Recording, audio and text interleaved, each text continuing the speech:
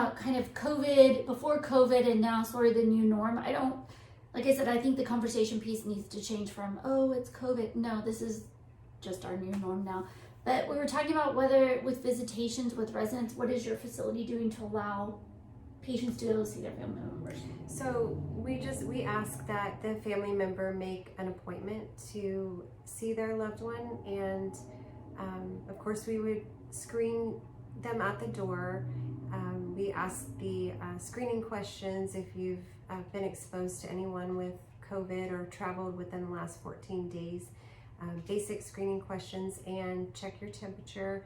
We ask that they wear a mask through the duration of their visit, and really that's it. I mean, you certainly wouldn't want to come to the facility if you're sick or have been around someone who is sick, just because of the population that is at the nursing facility that you could possibly expose. Right. And I think that's important to point out. That's not just for COVID. I mean, if you're having flu-like symptoms, if you're having, unexplained fevers, anything that's going on, it doesn't have to be COVID necessarily. We have a lot of patients in a small area, and so things can definitely spread fairly quickly. And so we want to try and maintain our residents' health and keep that as strongly as we can. But I think one thing that I've really seen during COVID, and I wonder kind of you seen it, I think that besides the physical aspects of actually getting COVID, one of the biggest stressors I've seen on the residents has been sort of the mental and anxiety portion of it, of not seeing family, of not being able to leave the facility like they used to be able to. Absolutely. In your facility especially, residents used to be allowed to just sign themselves out and come and go. That is something that some facilities do more than others.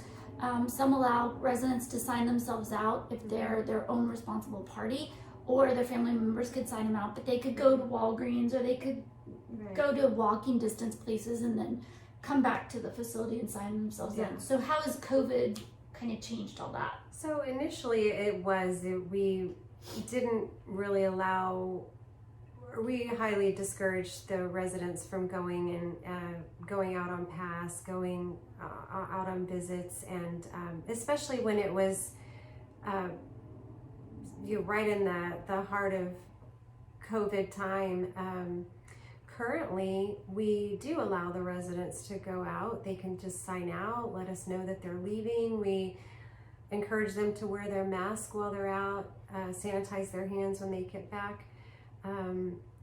But going back to how it affected them, yes, they were, it was very, very difficult for them to not see their loved ones. And actually the visiting we've just started seeing more family members start asking about visiting. So it's really kind of neat or cool, exciting for the residents to see their son that they haven't seen in so long. Yeah, it just happened today. Actually, I had a resident's son that came and he hadn't seen her since March.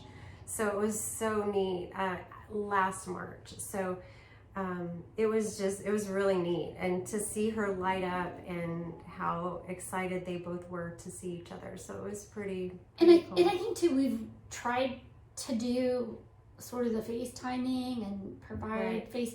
It just does not really seem to translate in this older population. They don't really get the phone and see it. It's just not the same for them. So I think that's a huge thing. One of the other things I really wanted to talk about is, I think I was talking to a patient the other day, a younger patient actually, at one of our outpatient clinics, and he had recently moved here from up north. And I was talking to him because here we've lifted a lot of the mandatory mask rules, but a lot of places still require it. And I was asking him how it was up north, and he said, oh, a lot of the people I was around in Iowa didn't take it seriously. They were like, it's no big deal. I think a lot of people question like, oh, nobody really died, or the statistics were made up.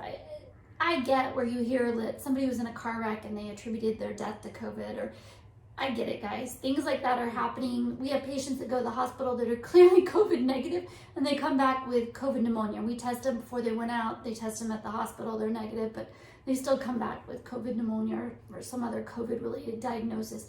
But you kind of went through the heart of COVID in a building that you were in prior to this building, and so you really saw how it went through the building. So do you want to kind of talk about, like, did it go quickly? Did it go fast? Was it something that really impacted the patients, or what kind of your remembrances or thoughts of it? Yeah, absolutely. It, of course, we were being tested weekly, and we had the first positive, and then the next thing you know, it was the second and the third and the fifth. It did spread very quickly. And for y'all, it even spread through the administration, the staff. staff. Yeah, everybody was impacted. So it was real, and of course we were kind of the same way. We didn't really understand how powerful it was, or how much it could affect us, but it really did. And I mean, it was unfortunate. We had some residents that didn't survive COVID, and it was hard. It was very hard for the staff. It's hard for the family members, the other residents, to lose their friends. So it was certainly not a pleasant experience. Well, and then you guys became actually a COVID center for a while. So the other building you were at, so you actually were, I don't want to say inviting, that's not right, taking in, admitting patients specifically with COVID, because you kind of became a special center for dealing with it. So what did that look like, or how did that change things? I think it at that time, as scary as it was initially to think that we were going to be a COVID facility, it was also kind of a relief to know that, I guess we just kind of expected it. We were prepared. We had trained on how to take care of someone and what to do, and if certain things happen. And of course we had Dr. Gibbons' group, who knew what to prescribe and when to act and when to send them out. And I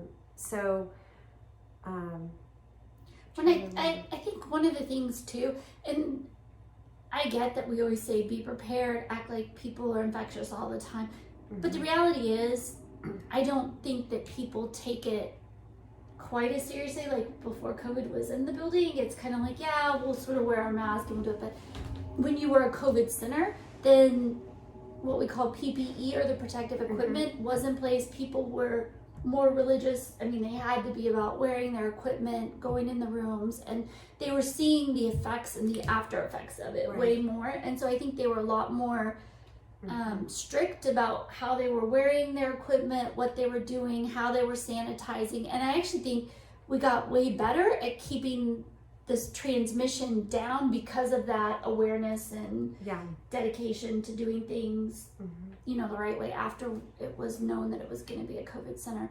One of the other things that happened though during that time is that, because to make room for all the COVID patients, a lot of the patients that were well, or patients that had recuperated from COVID, had to be moved out of that center for a while. And so that was a little traumatic for the residents, because they had to leave their home and be moved to another facility. Were you able to bring those residents back to the facility at some point? Or some of them did come back. Some of them ended up going to our sister facilities and within the same company, and we of course keep track of them, and know how they're doing, and they're happy where they are, and so they've just stayed in their facilities. Most of them, if they wanted to come back and we were able to accommodate them, depending on the COVID cases, then absolutely they were able to come back.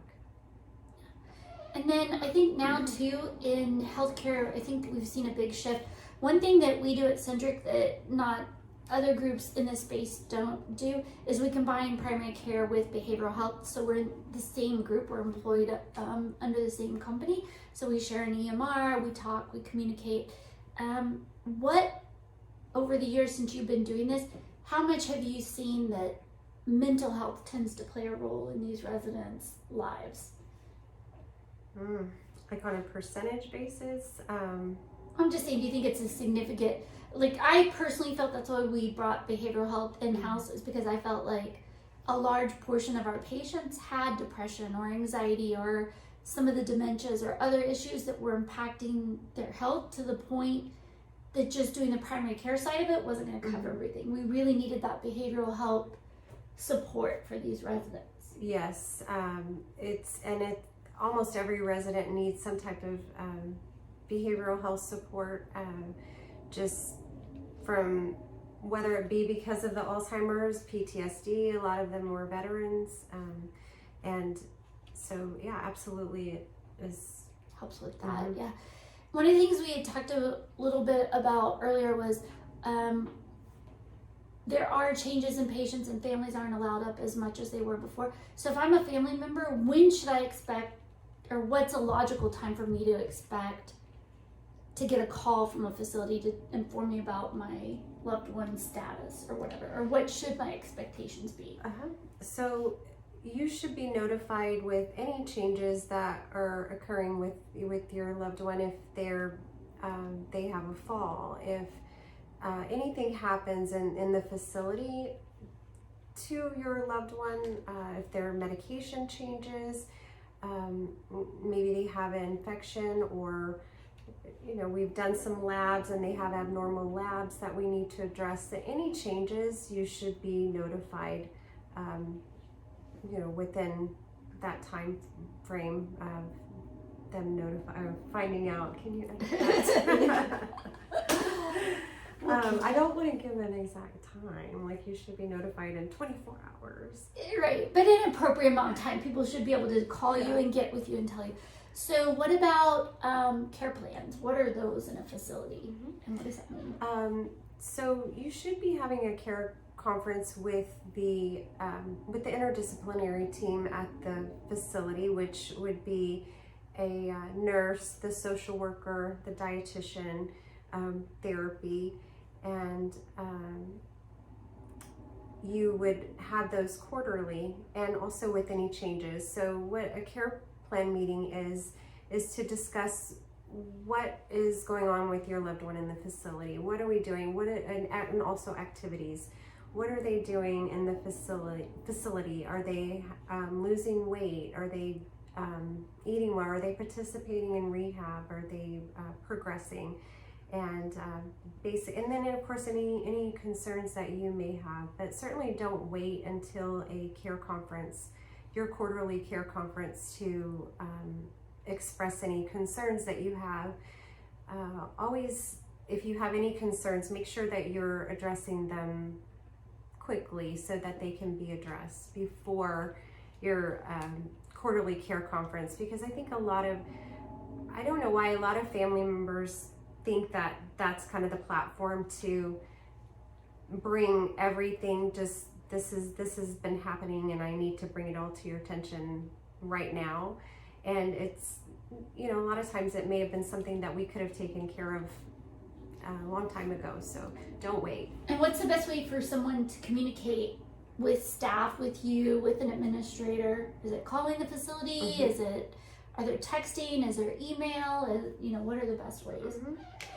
Calling the facility is the best place to start. A lot of family members have my phone number. All the staff members have my phone number. It's on all the bathroom walls. Right. And so certainly I'm always available, and I have family members call me all the time, which I'm perfectly fine with, and I actually enjoy. I would rather you guys call me than be concerned and not know if something's being addressed. So, but start with calling the facility. If you can't get a resolution or get an answer quickly, then certainly call me. And fun fact, if you have any stray animals, any animals that you want to adopt out, Sherry's got a super soft heart, so she'll take them. So I've seen her actually take residents' dogs before. Do you still have that dog? No, I found him a home. She has taken other animals in though, I but do couldn't have a stay at the kitten. facility. Oh, from a resident? I do have a kitten that was in between our storage buildings just like last week. And so I don't think it's even old enough to be. If you have to come back in another life as like an animal, be sure to come back near Sherry somewhere and you will be taken care of very well. So, what's something that you'd want to say, like if any nurses are out there that are considering doing long-term care, like what's your pitch to like recruit them or get them to... I know whenever I first went to nursing school, everybody always wants to go to L&D or PD or, you know, just the, I guess the fun, We're kind of like feel-good stuff. PD. They can't really talk Right. very well all the time. You have to figure out what's wrong. Mm-hmm. They could be wearing diapers. You could be changing diapers. Right. And you could wind up with vomit or other things, snot boogers all over you at any given moment. So it's kind of like pediatrics, sort of. So that's a plus. That's a plus. If you like pediatrics, come over to Come the on nurse. over. Yeah. But it's for long-term care, it's a lot of nurses feel like if they go to long-term care that they're going to lose their skills or they're you know, not really going to be able to I guess enjoy it, but it's not the case. And I worked with a lot of nurses who thought that when they came to work in long-term care, but really it has changed over the years. And I know that the mentality used to be, if anything happened, send them to the hospital. Let's just send them. But we try to keep them in the facility if at all possible. So the nurses are not going to lose their skills. We do IV therapy. We do respiratory therapy. The nurses actually do it. Womb care. Wound care, feeding tubes, colostomy care. So pretty much anything that a nurse would be concerned about losing their skills, that's not the case. So I think you actually keep your skills more, because I think there's less. I think in a hospital you have a respiratory team that comes right away, or you have specific teams that come in if you have an issue, and you have more resources readily available at your fingertips. Where I feel like in the nursing home, especially as a physician, I always say that we're sort of, this is dating myself, Marcus Welby MDs. I don't think a lot of people know what that is, but basically, maybe Little House on the Prairie, maybe people get that from Nick at Night. Oh, I don't know. It's old school. Do you know Nick at Night? Yeah. Do you know Little House on the Prairie? That's Gabby off camera. So okay, we'll say Little House on the Prairie, where, you know, you're the Doc Baker of the town, and there's not an X-ray machine, and there's not a CBC. Like, you have to use your listening skills to listen to lungs and decide, do I think they have pneumonia, or look at the vital signs and look at the clinical picture you're being presented with. And I actually think it's a skill that a lot of physicians that are in the hospital nowadays, so quickly they have the ability to call a specialist for everything. If they're anemic, I'm going to call the hematologist. If their thyroid's out of order, I'm going to call the endocrinologist.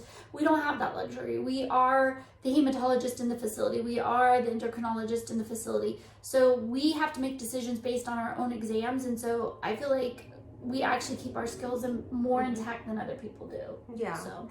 and that's true. And with the nurses, like Dr. Gibbons was saying, it's when we assess a resident, when we call Dr. Gibbons' group to give them an assessment of what's going on with the resident, we really need to know what's going on, and have listened to the lungs, and have been able to make a good nursing assessment before we call to let them know, hey, this is what we're seeing.